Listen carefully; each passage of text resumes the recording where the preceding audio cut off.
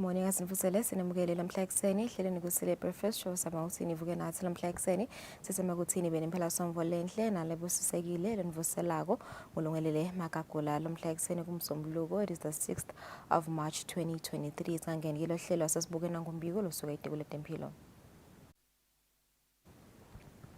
Kuleli viki kusukela kumhla ka-26 kuya kumhla ka-4 March iTekule Tempilo lihlole abantu labangu-389 labangu-33 batfolakale ukuthi bane-COVID-19. Sishiye abantu lababili kuleli viki, munye kuphela losesibhedlela lowelashwako. Kanti kumanje labanawo lomkhuhlane lapha eveni bangu-47 kuphela. Kanti solo wabheduka lasabawutholile bangu-74,267 kanti lasabashiye emhlabeni bangu-1,425. Lasebaluleme tinombolo letinshati komba ukuthi bangu-43 kuphela. Kukomake nako solo kuyachubeka iTekule Tempilo solo liyachubeka nokugomisa labo labafuna ukujovela umkhuhlane i-COVID-19. I-vaccination rate solo ilapho ku-35%. Asinamhlahleli njengoba kungumsombuluko nje sitabe sikhulumisana nalabasuka iTekule tasekhaya. Sidakumela ukuthi evikini leliphelile indvuna yeTekule tasekhaya yathukumisanga lokusemthethweni umsebenzi lobitwa ngokuthi i-migration profile. Sidakumela kanye ukuthi Eswatini net migration rate was at level 8.88 migrants per thousand population in 2020. Likhomba ukuthi yehla from 9.0 migrants per thousand population emnyakeni lowendlulile. Ngomnyaka wa 2015 International Organization for Migration yadevelopa immigration governance framework. I-framework lena ke i-provide ke noma ke i-offerisha i-view of i-approach lekumele ukuthi emave ayithathe kulandzela tona tindzaba tekungenisa ema-migrants lapha eveni. Sidakhulumisana naye losuka khona iTekule tasekhaya kuva ukuthi ngabe thina silive leSwatini sisahamba ngale na direction yini vele sive kabantini ukuthi ngabe kubaleka kangakanani ukuthi lelo nalelo live libe ne-migration profile. Sabe sixoxisana naye Brian Mohammed losuka khona iTekule tasekhaya lomhla kuseni nga-6:30 bese ukuthi nga-7:30 sabe sinaye umchumanisi welibandla le-delegate for nemincele njengoba kumele ukuthi kule mphela songo bebavakashele tinkhundla noma ke tifundza letehlukene etakuleli bafundisa sive semaswati ngato tindzaba telukhetfo lokumele ukuthi bakwende lokubhekekile kiso sive kanye nekukuthi bavete tikhalo tabo basive kusachubeka lona lukhetfo. Sidabe sikhulumisana naye mbonisa ibhembe uva ukuthi ngabe tikhalo tini sivele sitivestile kule mphela somvo lesisuka kiyo. Siphinde sibe nato temidlalo lomhla ekseni kuva ukuthi imphela somvo ihambe kanjani. Sidakumela ukuthi bekudlala ke ne-Premier League, M10 Premier League kule weekend kanye ne-aerobics festival. Sidabe sikhulumisana naye Fabrice Musonera lomhla ekseni asibahlole temakethe sibuye netindzaba tetfu lomhla ekseni.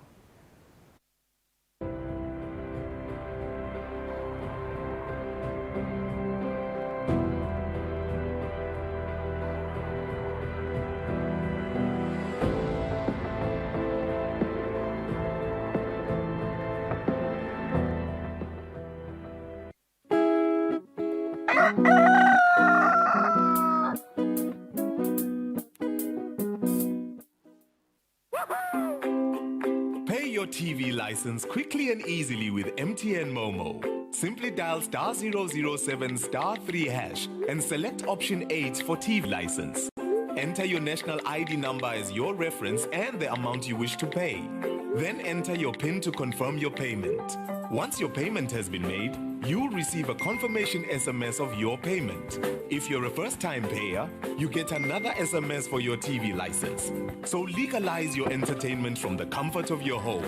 Pay your TV license the easy and convenient way with MTN Momo. Everywhere you go, MTN.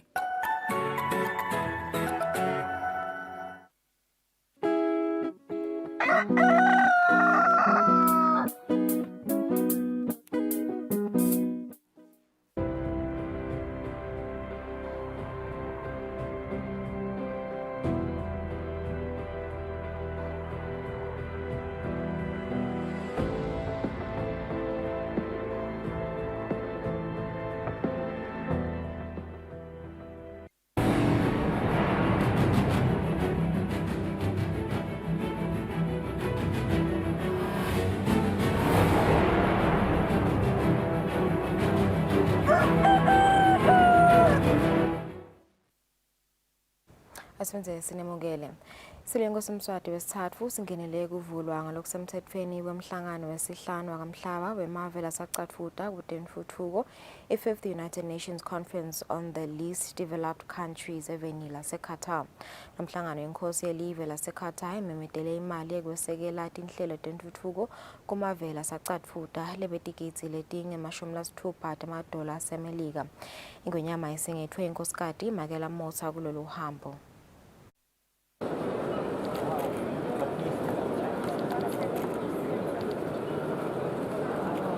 Silo semhlaba ingwenyama yemaswati sifike eQatar National Convention Center kutawungenelwa kuvulwa kwalomhlangano longenelwe ngemave langetulu kwelikhulu kanye netinhlangano takamhlaba. Uma uvula lo mhlangano ukuthi ngithwe kabanti indzaba yekweta emave lange-46 lagagulwe ngomhlabuhlangene njengalawo lanetimpawu tekukhula kancane kutemnotho kude kutsi athole lusito lokufukula tinhlelo tawo tekuhlangabetana nemigomo yakamhlaba yentuthuko lekhosako etinhlangotsini letidzinga lusito lwangephandle. Linyenti lawo lamave litholakala kumavekati ase-Afrika nase-Asia.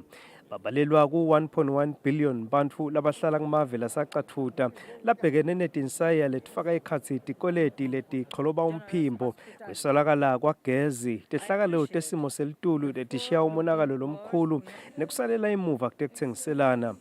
Noma live leSwatini selaphuma kumave lasacatfuta kutemthuthuko liyingcenye yalamanye emave nawo lesekaphuma noko la ungenele lo mhlangano njengoba lisadzinga kubanjiswa kude lifeze imigomo yakamhlaba yentuthuko lekhosako liphindze lihlangabetane nemigomo yalo yentuthuko kude kuthi libe live lelithuthukile ligcwalise nesikhala selihlangothi letekutsengiselana lesilethwa ukuthi lide lwandle lokhu lincisha emathuba ekutsengiselana ngqo nalamanye emave njengoba kude indlela yokuthi likhiphe umkhicito ngaphandle kokuthi wengcene eNingizimu Afrika noma eMozambique.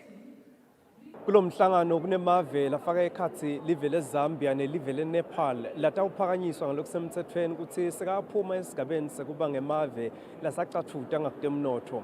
Silo semhlaba ingwenyama yemaswati sesigcizelele emahlandla kokuthi akube netinhlelo letikhaliphile letitawucinisekisa ukuthi emave laphumako esigabeni sekucatfuta atfola kwesekeleka kude kuthi angatikhanzi sekabuyela emuva nekuthi njeke lawo mave kungabe sesekuthathwa ngokuthi akasaludzingi lusito. Inkosi yaseQatar, His Highness Sheikh Tamim bin Hamad Al Thani, imemetele tigidzi letinge-60 temadola asemelika lokuyimali live leQatar lelitibophelele kutsi litayinikela kusekela emave lasacatfuta.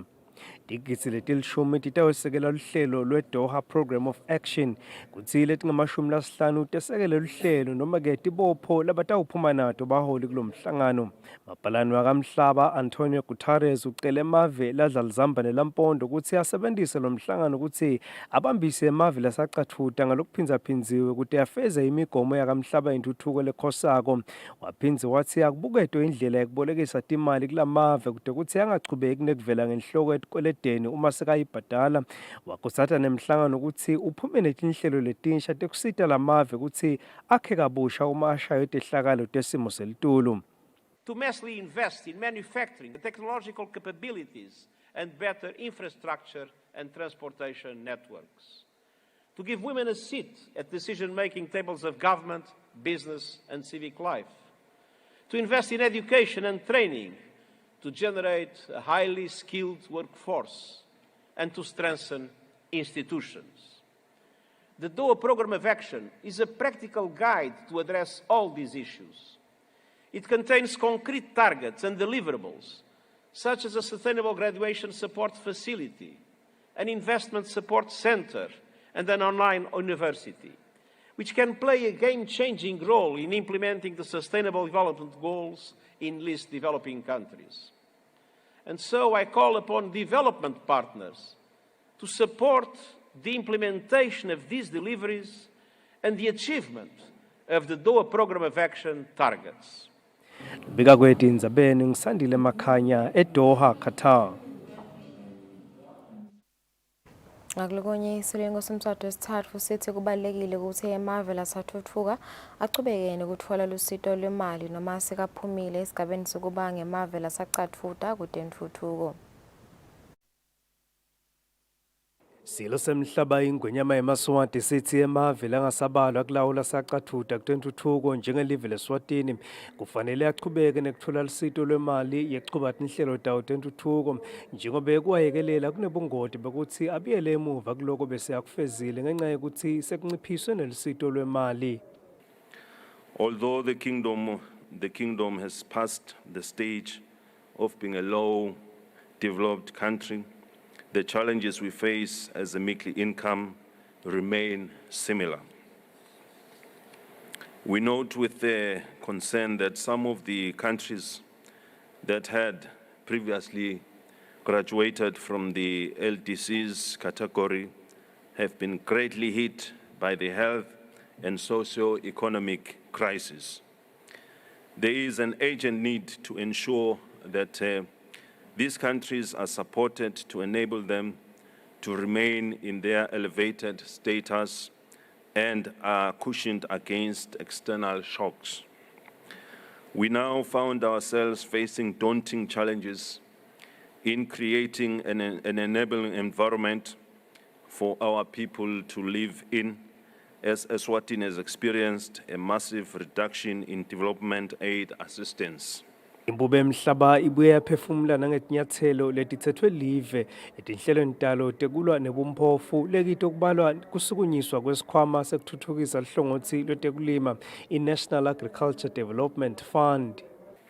We are also establishing the National Agriculture Development Fund, which will support smaller holder farmers and aspiring eMaswati with skills and capital for green technologies and farming startup parks. The Kingdom has also made significant efforts to develop knowledge-based systems for addressing poverty-related challenges. The Kingdom of Eswatini is climatically vulnerable and has experienced significant variations in rainfall patterns, higher temperatures, and increases in frequency and intensity of severe weather events such as droughts, floods, and cyclones. Although Eswatini only emits 0.007% of global carbon emissions, we have committed to climate change mitigation and adaptation through an ambitious national determined contribution. To see you here. Pleasure, Your Majesty. Thank you very much. Seyiqhubeka nemisebenti yeKhatam imbube emhlaba ibe netinkhulumo namengameli welive leZambia Hakainde Hichilema lotawutsatsa sihlalo seliphiko lolibukete kuphepha nekuthula enhlanganweni yakaSADC. Ingonyama yatisemengameli ngenqubekela phambili lentiwe live leSwatini ikakhulu ehlangothini lomnotho. Lomunye-ke losebenzise lithuba lekuvusela imbube emhlaba kube ngumabhalane lomkhulu wenhlangano yakamhlaba i-United Nations Industrial Development Organization Gert Muller. Lebika kwetindzabeni ngisandile Makhanya eDoha, Qatar. Itiko letemphilo litsina noma sive sesifundisekile ngebumgcokabe kungadecwayi nekungacwayani uma umuntu anesifo lesithile kepha solo lokhu kuyendeka nohlanhla dlamini lobuke hlangothi lekulwa negciwane HIV kanye nesifo se-AIDS. Itiko letemphilo kuvete lokhu ngesikhathi litiko netinhlangothi letitsindzekako lifundzisa ngebumgcokabe kungabacwayi bantfu labaphila neligciwane HIV enkhundleni yaseHhokwini. Okuvelile kuba ukuthi bantfu bayesaba kude lamthemba ngekuthi angabhoboka nekuthi uphila neligciwane le-HIV ngangekuthi noma awanatha lamaphilisi kuba kufihla letine khathi umuntu uyakhohlwa bese utholakala ukuthi akasachubeki kwanatha agcine vele angasakhoni vele ukuchubeka ngekwanatha. Kulokunye-ke lokuvelile nje kubantfu labasha kube kuthi uyesaba ukuthi uma kwatiwa lokwekuthi yena uphila neligciwane le-HIV sekangalahlekelwa bongani kumbe umfu lathandzana naye. Indvuna yenkhundla Titus Mkhabela ithi bayatfokota kubona bantfu labasha bayikhuthalele impilo yabo. Noma ngawo umuntu nasiphi isifo angacwayeki. Two futhi labantu lasebanale lo mhlambe lo mkhuhlane nabo baphumele baleni kokuthi banakuze ukuthi singathelelani. Quintin Gama wetfule umlayeto welunga lephalamende lale nkhundla. Kulabo abasehokweni abacale ngokunaka kuphila kuwo onke ama-project esiwenda komanenge kodwa lokuhamba embili yalo muntu. Litiko letemphilo lithi imivo yekucedza kutecwaya necwayana leliyitfolile kule nkhundla italisita lisakha imigomo yekulwa nalo ligciwane le-HIV. Etindzabeni teSwatini TV kubika Nelson ngamandla kunambongwa Dube eHukwini. Inhlangano yelibanjiswano lebantfu labasha yeSwatini National Youth Cooperatives Alliance ihlangene nenhlangano yekuthuthukisa abantfu labasha kwetebhizinisi i-Youth Chamber of Commerce eMbabane kubuka ukuthi bangabasita kanjani bafundzi be-Eswatini College of Technology ngekudla. Mengameli walenhlangano Bayanda Khumalo uthi nanoma uhulumende abaniketa abafundzi imali nabo kufanele badlale indzima yabo kubasekela. Sibone kukahle kakhulu ngekucala ngayo nale soup kitchen because sifuna ukuthi kuveta ukuthi sibani labasha akusiko ukuthi sisukumela imali kakhulu ephambili kusiyade ukuthi indlala icala esiswini before umuntu athi commit kuloko naloko lokumele akwena. So sibonile ukuthi nasingabambisa ngaloko lokuncane lokufana nesinkwa emlonyeni sekungaba kulula nangathi nalama allowances abo but focus etintweni letibukene kakhulu nato sikolo lani ukuthi batophinza batfunene ukuthengela kudla. Ngiko ke sithi stababambisa ngalelo libhalishi nangabe siyakhona ngabo bona labo labatabe basita ngakusipha letodipo. Inhlangano lebuke emalungelo abafelokati kanye nensha ekhathatekile ngebantfwana labangetulu ka-400 labatfolakale ukuthi bedetifiketi tekutalwa. Ngekusho komcondzisi walenhlangano Lungelo Zulu labantfwana batfolakale emimangweni lemine esifundzeni sakaManzini. Inhlangano lebuke inhlalakahle yebafelokati kanye nensha umhluma foundation ithi ke bomake solo bayachubeka nekwemukwa umhlaba nasebashonelwe ngemadvodza abo.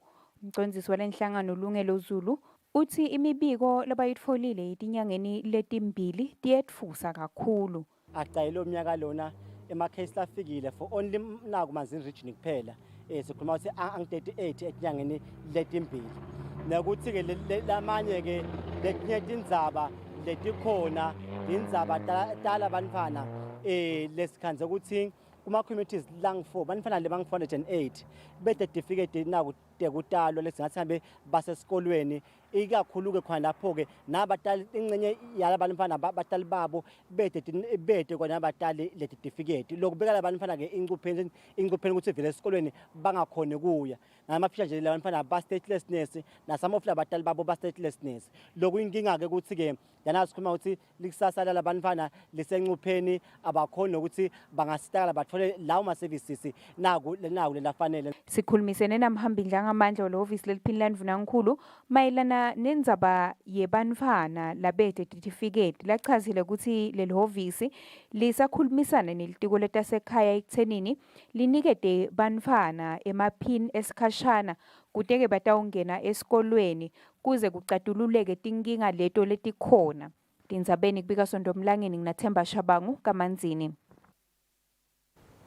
Imvamatana langetulu kuka-150 ngaphansi kwenkhundla yasesiphofaneni atfolele usito lwetimvo tekuticeba nakasemfuleni letibuye emhlanganweni i-Helping Hand Foundation. Umchumanisi wesive nalenhlangano zamahlatshwayo uthi lo mkhankaso wekunikela letimvo tekuticeba bafise ukubona emantfombatana angaphazamiseki etikolweni. Abekhuluma ngesikhatsi betfula letipho enkhundleni yasesiphofaneni. Umbiko wenhlangano yakamhlaba yetemfundvo netesayensi wemnyaka wa-2014 uveta ukuthi intfombatana yinye kulalishumi nayisemfuleni ke ayikhone kuya esikolweni. Inhlangano ye-Helping Hand seyinikelele emantfombatana langu-150 asenkhundleni yasesiphofaneni. Umchumanisi walenhlangano zamahlatshwayo usike lo mkhankaso bawenda njalo ngenyanga. Lama-dignitary packs ethu abanema-sanitary pads baba nesicupho ne-toothpaste ngiloko lesikhonile for the day but imphole besimcwa ngayo kakhulu ngulama sanitary pads because siya understand as the organization ukuthi a number of bantwana labangakhoni ku-afforda bayahlupheka and kumcoka lokuthi bantwana bangaluzi isikhathi esikoleni and kuyenteka vele ukuthi ukhanze ukuthi bantwana abasayi esikoleni ngenxa yokuthi sowude ama-sanitary pads. And thina si-organization sizama naloku remove le stigma as well, because we don't just look at lamantombazane phela, nebafana siyahlala phasi nabo sizame loku engage so that si remove the whole stigma yema-sanitary pads nalokuthi umuntu ngathi sotonela uyabona. Yes.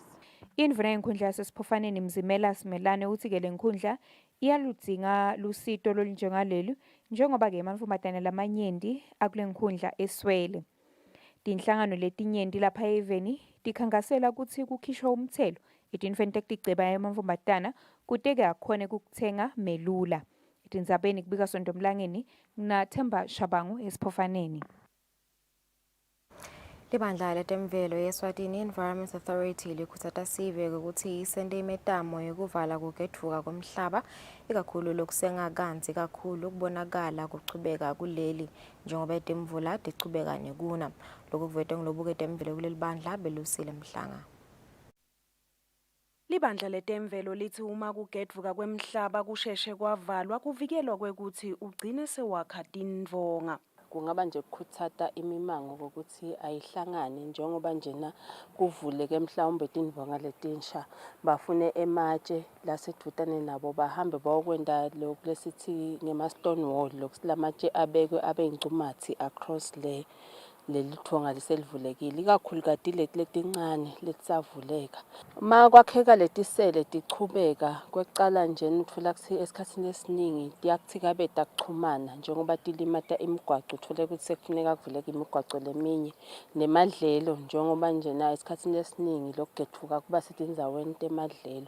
Madlelo khanze ukuthi sekayancipha naloko ukuthi-ke lo mhlabathi lona logedvukako uhambe uyongena le emifuleni yethu lokwenta kokuthi imifula nangabe selina kakhulu seyisheshe iyagcwala ngendzabeko ukuthi kunemhlabathi lomningi lokhona lapha abasonzelele bahlanyele letihlahla kuletindzawo letigedvukile njengoba kubonakele kokuthi kuhlanyela tihlahla kuyasita nawo kokuthi kubambe lo mhlabathi ukuthi ungahambi. Leli bandla like laveta ngaphambilini kwekuthi ticelo tesikhwama semvelo i-Environment Fund lapho sive singafaka naleto tekuvalwa kwetindvonga sisengakavulwa kulomnyaka.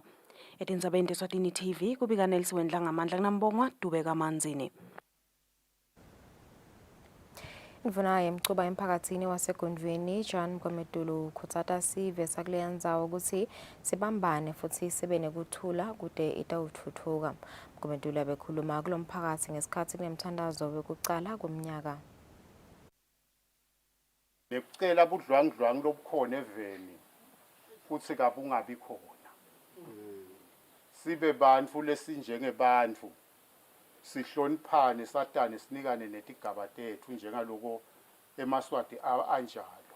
Sihlalo welibandla lebafundisi Nkosikhona Madonsela uthi letinkonzo timcokwa kulesive sakulendzawo.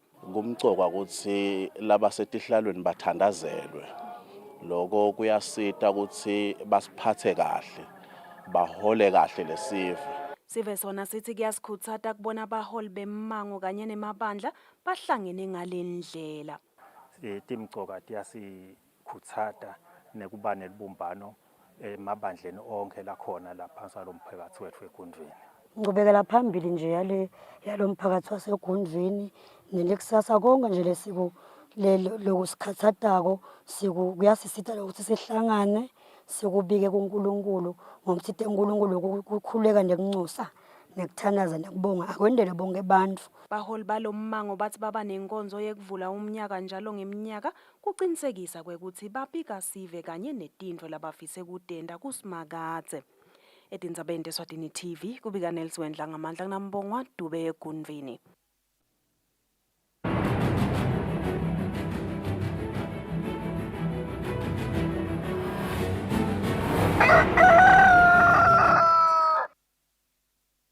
Kutemidlalo sitawubuka imiphumela ye-M10 Premier League yakuliphela Somvo ku match week 18 iDenver Sundowns iwine 5-0 nayidlala nelicembu leManzini Wanderers kanti iManzini Seabirds yona ligoli kubebede emagoli nayidlala neMoneni Pirates kanti iMbabane Highlanders nayo ihlulekiswe yiRoyal Leopard ngemagoli 2-1.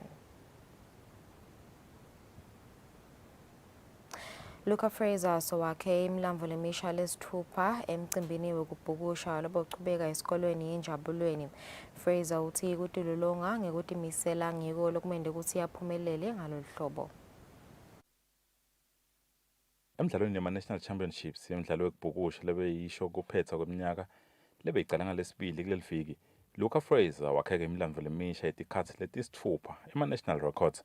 Fraser uthi kutimisela nakatilolonga kanye-ke nekusitwa batali labamsekelako kanye nabo baceceshi belicembu lakhe lokuyiswimlepho ngiko lokumenda ukuthi adlale kahle kakhulu. I'm very grateful for all the people that support me, especially my mom and my dad. Yeah, my season's been very good, especially me breaking records in Mozambique and yeah. Mengameli walenhlangano Hementshele uthi bayajabula ngelizinga labalibonile kulena mdlalo. The quality of our swimmers is definitely increasing. What gives evidence to that is the times that we are seeing. It's one of my swimmers setting my personal best even at the nationals. So that is a clear indication that the quality and the level of swimming in Eswatini is improving steadily. So we're happy to see that the number of athletes that have attended EMA nationals really is the cream of the crop, Eswatini. You know, there's a qualification criteria, let's say 70 sago, so it's not just any swimmer anymore, but in Lasaba qualified to be able to feature EMA nationals. And so we are experiencing really top class in terms of swimming Eswatini. Isizini lensha yemidlalo itokuqala ngenyanga yenyoni komnyaka losedulu. Lobekela umsakazo weSwatini TV temidlalo ngiphathiswa Msibi Kamanzini. Umqeqeshi welicembu le7 Dreams welikhoza uthi soyabonakala umehluko kubadlali bakhe njengoba sebayakhona abadlali bakhe kutilolonga kanye balicembu. Khoza ubonga imitamo yabaphathi bakhe labawendako ukusita lelicembu. Lokhu kusho ngemva kwemidlalo wabo nelicembu leYoung Buffaloes lapho babambene ngeligoli linye ngale nangale. Licembu le7 Dreams akulihambeli kahle ke ngaphansi kwe-M10 Premier League lapho khona lihlete ekugcineni kulolu hlola lemidlalo. Kanti ke lelicembu emidlalweni walo leYoung Buffaloes lithusekela abaningi ngesikhathi lidlala ngekulingana ngeligoli linye ngale nangale nalelicembu. Ngemva kwalomdlalo lobemuhle walelicembu umqeqeshi Zwelikoza uthi umehluko wendiwe ukuthi sebayakhona kutilolonga kanye babadlali. Lokuyinto lebasolo ingendeki phambilini.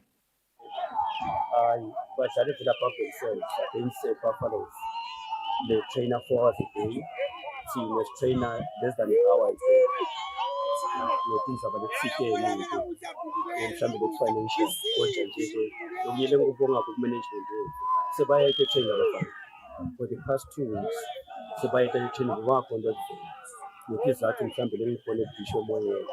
But it's about the training. Hopefully, put us.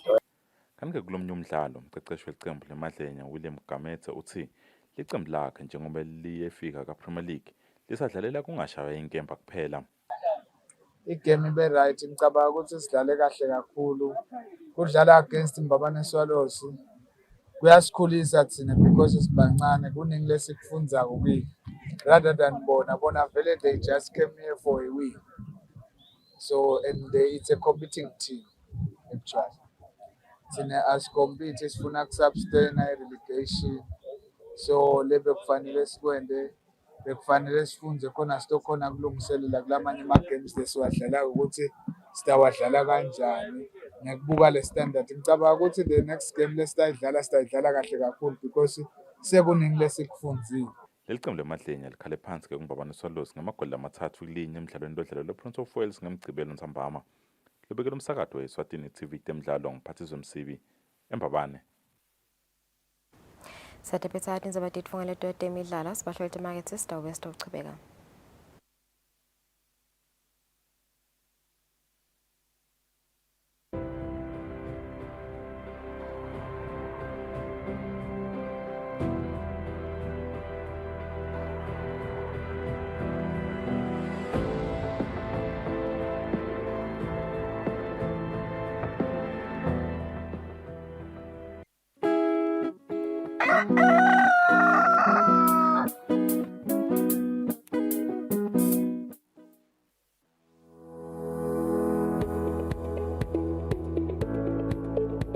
Why should we pay our TV license? The content on our local television is actually more up to date. The industry is enhanced. It is a criminal offense not to pay your TV license and attracts a fine of 500 emalangeni or 6 months imprisonment. And the industry is definitely blooming, ladies and gentlemen. So that's what we have for you. But we'll be right back just after the break, and we'll give you more of Miss V. I pay my TV license. That's why I can enjoy the benefits of an enhanced industry and keep track with recent transformation. Mommy, who paid for a TV license and what are they paying for? The owners of TV set and a gadget with a tuner like DVD set have to pay. Pay your TV license at NetBank with the details provided on screen. Or use your cell phone via the mobile money pay. You could also visit your nearest post office and pay there. Pay your TV license via Eswatini Mobile Imali. Any TV device retailer can purchase a license to trade. Pay your TV license and enhance the industry. Lesi sikhathi lapho khona emaphoyisa agubha kuba khona kwawo even. Kulapho kukuthathwa khona sive ukuthi sike sihlale phansi sibuke bumcoka bemaphoyisa empilweni yabantu.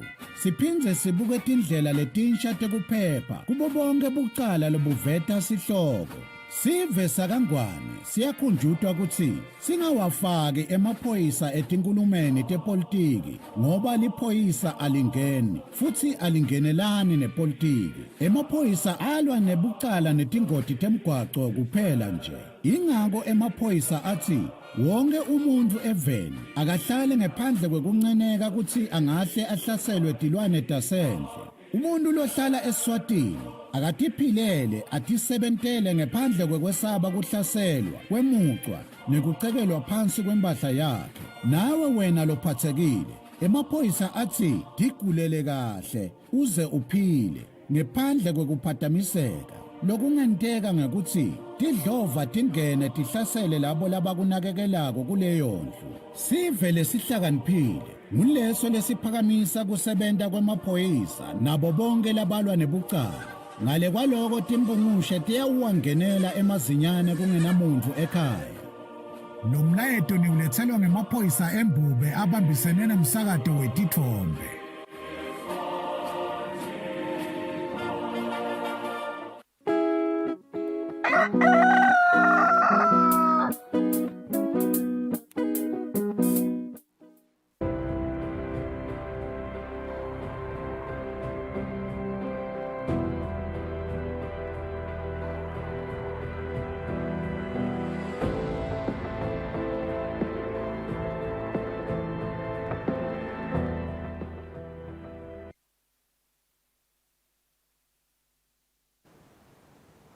Athimeze sinemukele sesema ukuthi niphatheke kahle mhla ehleleni Kusile Breakfast Show sesiqhubeka nalo sitawubuka tindzaba tetfu lesidlala ngempela sonto kulesikhathi samanje. Sitawucala ke ngendzaba yendvuna yelitiko letekuhlela nekutfutfukisa umnotfo Dr. Thambogine lapho yathi khona inkampani Micro Projects icale imisebenti lengu 362 ngaphansi kwesikhwama sekutfutfukisa tinkhundla ye-RDF.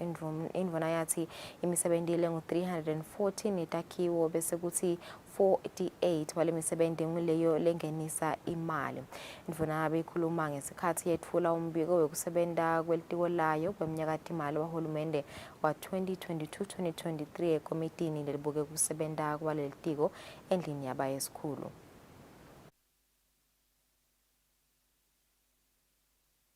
Indvuna yelitiko letekuhlela nekutfutfukisa umnotfo Dr. Thambogine nayetfula inkulumo yayo ephalamende ivetile ukuthi inkampani ye-Micro Project inemisebenti lembalwa leseyicalile lefake ekhatsi kwakhiwa kwamabhuloho kanye nemigwaco kulokunye.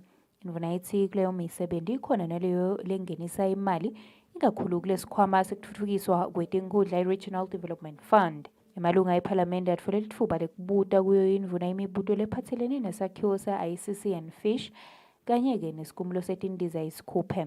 Can the Honorable Minister, through you, Chair, asitshele lokuthi batawugcina ba-decide-ile into ukuthi sesifuna ibe viable iyosebenza. One of the things lesitawubona ngako ukuthi aku-appointwe the prospective operator. ngeke wakhe into lenje uyiqedze kungadiwa ukuthi kutawungena abana zange sekwentiwe 99% yile 99%, 55% yilokhu 59.5%, because again the percentage may have economic implications in terms of kuphela kwanangumsebenzi bahlomshana sebakhuluma ngabo. Nawubuka lelive le libuyela nini kuno ngale ufike linormalize khona sithi okunale eMaswati lidle eMaselwa lidla yini nyalo lengaphandle kude kuhle. Nasihlanganisa lo mbiko indlu beyisolo ihleti kanti-ke nendvuna beyisengakaphendvuli imibuto etindzabeni kubika sondomlangeni nginathemba Shabangu ePhalamende. Asike sachubekela endzabeni yethu yesibili lapho ithi inkampani letibuya ngaphandle kwakuleli tihlanyele imali lengu-440 million amalangeni lapha eveni kulomnyaka losetulu. Lokhu-ke kwaveta indvuna yehliko letamabhizinisi nekuthengiselana manxoba khumalo ngesikhathi yetfula inkulumo leyendvulela umbiko walelitiko wemnyakatimali wahulumende losetulu embiko lebandla lelibuke kusebenta kwalelitiko endlini yabayesikhulu. Indvuna beyimelelwe indvuna yetemphilo Lizinkosi. Indvuna ithi imali lengetulu kwa 307 million emalangeni lebekadze iphakelwe litiko kulomnyaka isebente kulungisa iNational Handicraft Training Center kwakha lenye yemafema kutfutfukisa bantfu labasha kanye nekwesekela inhlangano iJunior Achievement kubala kulokunye. In the current fiscal year, the approved capital budget for the ministry is at 307,389,000. The amount is distributed amongst 5 projects: construction and factory shell, which is M346/99, rehabilitation of National Handicraft Training Center, M354/99, and market access and trade facilitation project M351/99. Emalunga ePhalamende abesatfola litfuba lekuphosa imibuto ngalokucuketfwe ngulombiko. Umsebenzi eminingi itinto enzawonye kansanasi lemakhaya sayidzinga lemisebenzi. Ebahlonishwa bakhulumile bakhuluma nzabade ema factory shells. Mina ke umcondo wami uthi asifuni iPhalamende iphindze ukuthi kunema factory shells lahleli lapha nalapha. I-factory shell iyawakhiwa ngoba investor sokhona. The issue of factory shells ngicela lele bawubonge ngosini bafike basikhutele libayethe. This is what we need to actually spearhead the development etinkundleni. Ngesikhathi sihlanganisa lo mbiko indvuna bekusebhekeke kwekuthi ilethe timphendvulo. Etindzabeni Eswatini TV kubika Nelisiwe Ndlangamandla kunasikhumbuzo Dlamini ePhalamende. Azachibela ke endzabeni yethu yesithathu libandla lelibuke temfundvo lephakeme kuleli Eswatini Higher Education Council besemkhankasweni wekwakha umgomo lotawubuka kusebenta kwetikolo temfundvo lephakeme lapha eveni.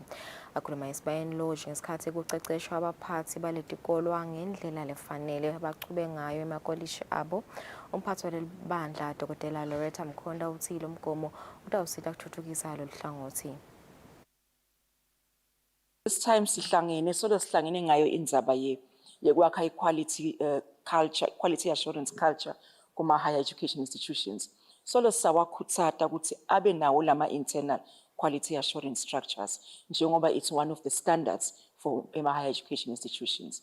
Ngaphandle kwaloko kule evaluation ya last year November lama issues lamanye lavelile lesiphindze sawaletha kule forum lena ngilokuthi asikhulume tindzaba tema affiliations affiliations higher education institutions incumbi yawo they are affiliated to local professional bodies, external professional bodies. So sibukete letingcinamba kuma affiliations sitokhona ukuthi sathi sakhe framework yokuthi institutions are affiliated kanjani. But we've since realized that it must be a policy issue. Ukuthi sathi the extent of affiliations silungise nema challenges la khona with affiliations lapha nalapha. So lokuhle kulokuthi seyiqalile ukuthi si develop higher education policy. So some of these problematic issues sekutawufuneka ukuthi aye ku policy yethu higher education. Umphathi wenkampani lethuthukisa abosomabhizinisi labancane iFinco Dumisani Msibi uthi amabhizinisi lasekelwe lenkampani ayachubeka nekwakha emathuba emisebenzi futhi ayandlondlobala. Msibi uthi lenkampani itimisele kucedza buphuya. Abekhuluma ngesikhathi libandla labacondzisi balenkampani bavakashele emabhizinisi lahlukene lasekelwe lenkampani ngetimali. Inkampani lethuthukisa abosomabhizinisi labancane iFincorp itfoleke lithuba lekuhamba ivakashele emabhizinisi lahlukene lafaka ekhatsi lawo lafaka ifenisha lakhabona mnedi kanye-ke nalefuya tinkhukhu kulamanye. Umphathi walenkampani Dumisani Msibi uthi lenkampani iphokophele ekuthenini ifeze umgomo wayo wokucedza buphuya eveni. Kumgcwake ukuthi nebhodi iwalalele emaswati kuthi sitakala kuhambe kufika yaphi tikhona yini la kunetikhala khona lekufuna tivalwe nguphi mhlawumbe la kwenteka kahle khona kuze kuthi kuciniswe egcineni kwakonke kutothi lokusebenta ajabule somabhizinisi lomncane lositakele ajabule na Fincorp kuthi somabhizinisi lomncane usebenta kanjani. Sine project ke lesasukuma lenye yekwakha inamnede igold drink Matsapa under Inkwindla Investments Pty Ltd nayo sile sayibuka isachubeka isakhiwa ikule tindzawo lapho khona kunabo Kellogg maplota hulumende ebusiness amabhizinisi lomncane wathola kusitakala wathola umhlaba. Kusukela yasungulwa lenkampani ikhiphe imali lenganga 6.3 billion emalangeni lese kufake imali lenganga 1.5 billion emalangeni emnothweni welive.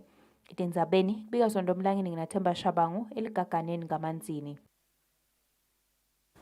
Asikesola sichubeka nato tindzaba tethu lebetenteka ngempela sonto. Libandla lenkhundla yasemkhiweni selihlangene netinhlangano letisebenta intuthuko kule nkhundla.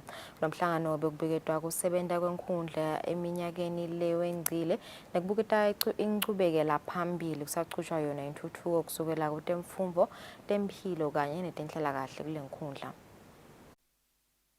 Lo mhlangano bewungenelwe libandla lenkhundla bothishela tinhlangano letibuke temphilo tehlakalo kanye netenhlalakahle enkhundleni yasemkhiweni. Lokhulumele tinhlangano letibuke intuthuko kule nkhundla gcina kunene lobuya kanecha esifundzeni sakamanzini uthi tonke tinhlangano letikhona enkhundleni tincike kulenye nalenye kute kushayela igoli linye lakuyintuthuko. Asibambaneni sima-stakeholders lesikhona enkhundleni ukuze kuthi sitokhona lokushaya igoli. I-HIV ke bekunene asikhona ukuyinqoba nangabe kunetinhlangano sempilo letisalela emuva. Nangabe nje kunebantu lebasalambile kude lesikwendayo. Nangabe kunebantu labangasebenzi bahlele emakhaya. Usho ukuthi lo muntu loyo ke impilo yakhe seyisembotini ukuthi angalifuna leligciwane ngoba ukhona labagcina bese ulengela khona. Ende noma ke angenele impilo lengase imfaka engotini ukuthi athole igciwane le-HIV. Induna yenkundla yasemkhiweni Dumisa Mamba ithi muhle umsebenzi lo wentiwa nguleti inhlangano nalababuke intuthuko kule nkhundla. Ku-assistant Hlobo Didakanecha sinabo bonke ke bobantwana bo-World Vision lababuya imiphakathi lababuya etikolweni kutemphilo nawo bonke nje ama-development committees sinabo la labaletha nje intuthuko esiveni sitobukisana sitowenda i-report ukuthi kusukela sigcinene yini lesiyi-achivile yini lesingakhona ukuyi-achieva kwaba yinkinga seyini lesingayenda nyalo ukuthi sikhone ukuthi sithuthukise lesive sende impilo taso tibe ngcono kakhulu kunakuqala. Kulo mhlangano kugcilwe kakhulu endzabeni yokubambisana kuzuza intuthuko letawukhosa. Etindzabeni teSwatini TV ngibonga Simagagule Mkhiweni. Asibahlela temakethe sitawubuya masinyane sichubeke nehlelo.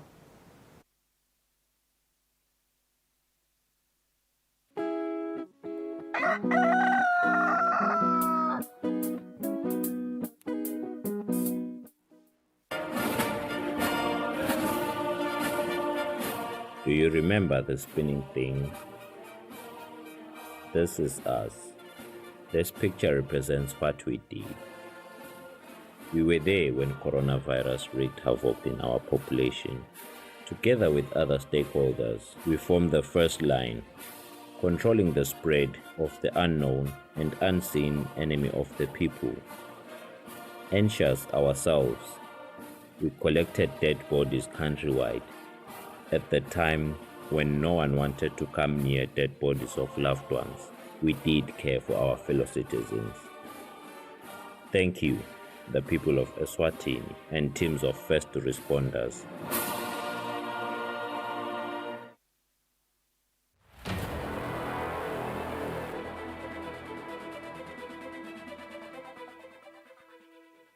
Using an ATM is a simple process.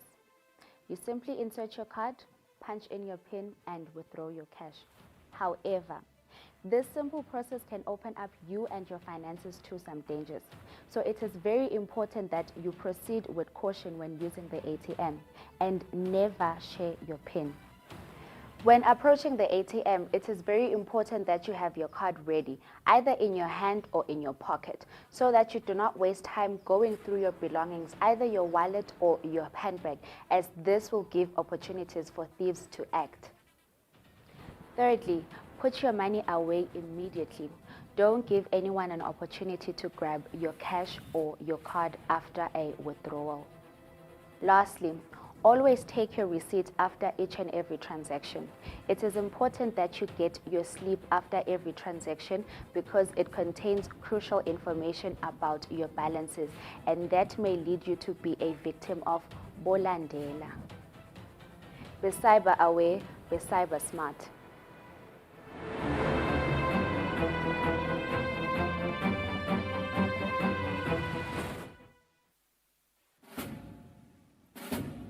Lesi sikhathi lapho khona emaphoyisa agubha kuba khona kwawo even. Kulapho kukhuthathwa khona sive ukuthi sike sihlale phansi sibuke bumcoka bemaphoyisa empilweni yebantu. Siphindze sibuke indlela letinsha tekuphepha kubo bonke bucala lobuveta sihloko. Sive sakangwane siyakhunjutwa ukuthi singawafaki emaphoyisa etinkulumeni tepolitiki ngoba liphoyisa alingeni futhi alingenelani nepolitiki. Emaphoyisa alwa nebucala netingoti temgwaco kuphela nje. Ingako emaphoyisa athi wonke umuntu eveni akahlale ngaphandle kwekunceneka ukuthi angahle ahlaselwe tilwane tasendle. Umuntu lohlala eSwatini akatiphilele atisebentele ngaphandle kwekwesaba kuhlaselwa kwemucwa nekucekelwa phansi kwembahla yakhe. Nawe wena lophathekile, emaphoyisa athi digulele kahle uze uphile ngaphandle kwekuphatamiseka. Lokungenteka ngekuthi tidlova tingene tihlasele labo labakunakekelako kuleyo ndlu. Sive lesihlakaniphile nguleso lesiphakamisa kusebenta kwemaphoyisa nabo bonke labalwa nebucala. Ngale kwaloko timbungushe tiyawuwangenela emazinyane kungenamuntu ekhaya. Lo mlayeto niulethelwa ngemaphoyisa embube abambisene nomsakato wetithombe.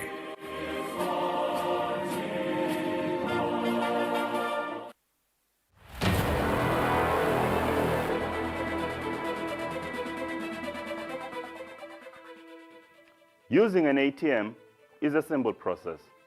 You insert your card, punch in your PIN, and withdraw your money. However, this simple task can open you and your finances up to certain dangers if you are not careful. Always exercise caution whenever you are transacting at an ATM machine. Always use an ATM during daylight hours. Robberies are far more likely to happen during the night when fewer people surround that ATM location. However, if you have to use an ATM during the night, you need to choose a machine in a well-lit public area. Avoid using ATM located in isolated or obscured areas. Robberies are far more likely to happen in remote areas where the ATM is covered by shadows or other structures. You should avoid such environment since lesser people can witness any criminal activity taking place. Make sure that all the lights on the ATM are working. If ever you find an ATM with faulty lights or other visibly broken features, you need to avoid using that machine. Be cyber aware, be cyber smart. Transact with caution.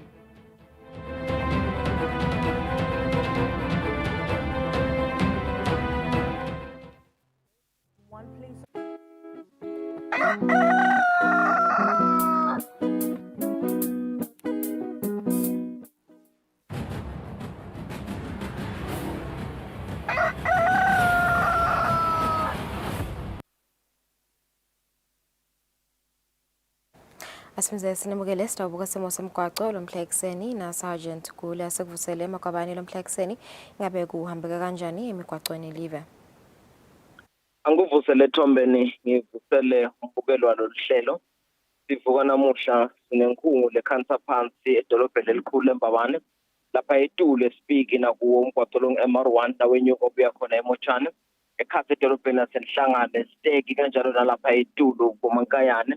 Indawo lesiningi nje lesiphakeme thina lenkungu nyalebusene kugcizelela nje kakhulu kuba bashayeli ukuthi abe kunene asikhanyise emalambi imoto lotethu wende isiqiniseko ukuthi lo munye usheshe akubona tosasa sinqumo lesiyabanga leso lesifanele kanti nekuveta ke ukuthi ke emigwaco yethu kulandzela tona timvula lesibenato evene ayikho esimeni lesikahle kungaba ngumgwaco lonelitiyela noma ke umgwaco lodelitiyela yonke le migwaco idinga ukuthi umshayeli ashayele ngalokukhulu ukucophelela letibane tethu semgwaco kusebenza kahle emadolobheni itala tethu nje lesolo takhiwe noma tilungiswa somhlelo road ekhaya edolobheni laseMbabane namakhosini drive kanti lapha indasi kamanzini na usuka isatellite wenyukela khona lapha eTulu uku Pick and Pay ku 10 Bergen Street leso stalati sivalwe ingcenye lenyukako leqhamuka khona izakhele lebheka khona ekhaya edolobheni kanti ke tiyakhona ukusebenzisa lo mzila lobheka khona izakhele na uphuma ekhaya edolobheni kugcizelela nje bekunene ukuthi na kube kuvule lona mzila munye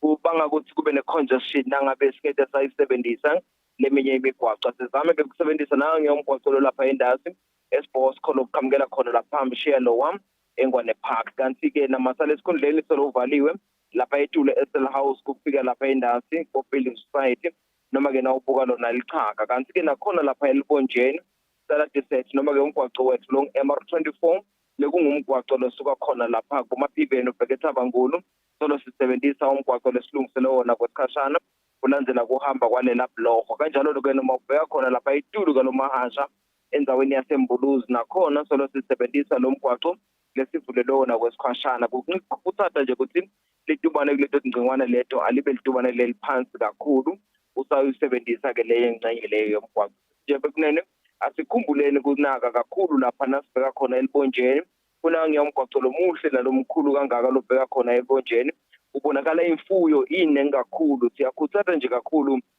banikati bemfuyo ukuthi abayikhweshise imfuyo kulandzela kokuthi sivile nesimemetelo lesipita lona phela luthanga ukubheka khona lapha elibonjeni lokho kusho ukuthi umthamo wethu moto losebenzisa lo yamgwaqo usetulu sibili ngakho ke asizameni kunaka ngaso sonke isikhathi sikhweshise imfuyo uqhubeka umsebenzi ube impumelelo kungaba ngiloko nje kusena sichubeke sinake timpawu temgwaqo imithetho yemgwaqo nekuqaphela ke nanaba labahamba ngetinyawo sibanake ngendlela leyawenda ukuthi baphephe basawusebenzisa umgwaqo siyabonga kakhulu Thombeni ilanga lelihle sachubeka nemsebenzweni elibandla labonjinela nesiphe semaswati sisifisele ilanga lelihle neliphephile sawusebenzisa umgwaqo.